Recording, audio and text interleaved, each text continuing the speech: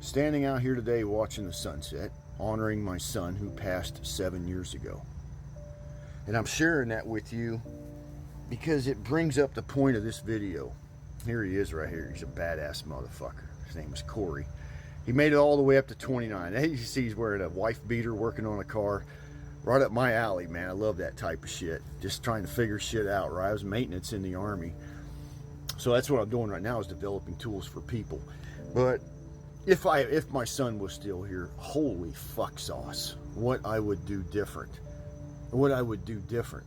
And I'm telling you that because when he woke up the morning that he passed, I know, of course, I mean, he has 2 kids that he loves so much. I know when he woke up in that morning, he thought just like all of us do, that today is just given and there's going to be tomorrow. Well, dude's not here anymore.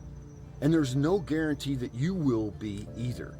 And the point of this video is that if you play the game, which I do, and they actually encourage in stoicism and self-mastery. A lot of the old greats did it a long time ago. They visualize themselves dead. It sounds grim. It's not fucking grim. It's going to happen. Visualize yourself, your body anyway, getting put in a drawer, setting on fire, cremation, buried in the fucking ground. Does it really fucking matter? You're gone, man. That's just a vessel.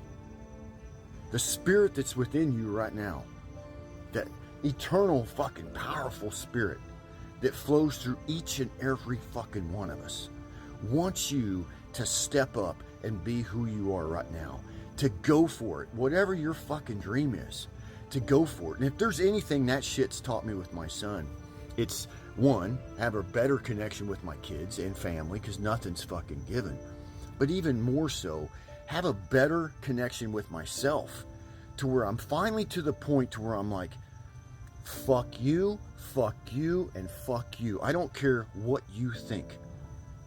You're not going to be anywhere near my deathbed at the end. So fuck off. All you naysayers and people that, whatever. And maybe it's something just in your own head. You tell that voice the same fucking thing. Hey, you know what? Fuck you. I'm going to die someday. I'm going for this fucking thing.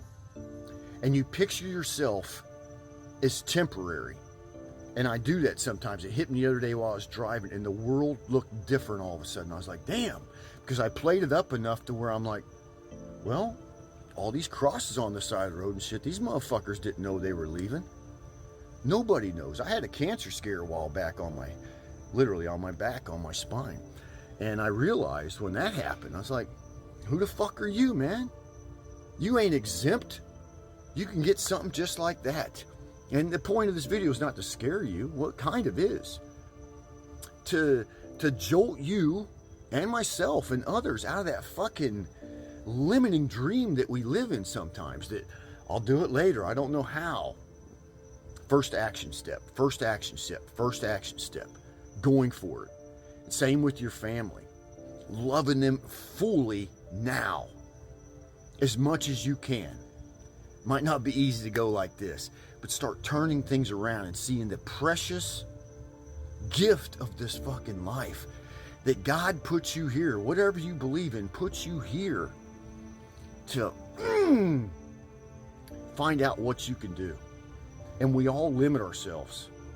We all limit ourselves. Focus so much on the how. If my son had it back, well, it's blacked out now. If my son had it back, oh my God. He'd do things a lot different for sure. And I most certainly would do a lot of things different. I'm lucky I had a pretty good ending with him.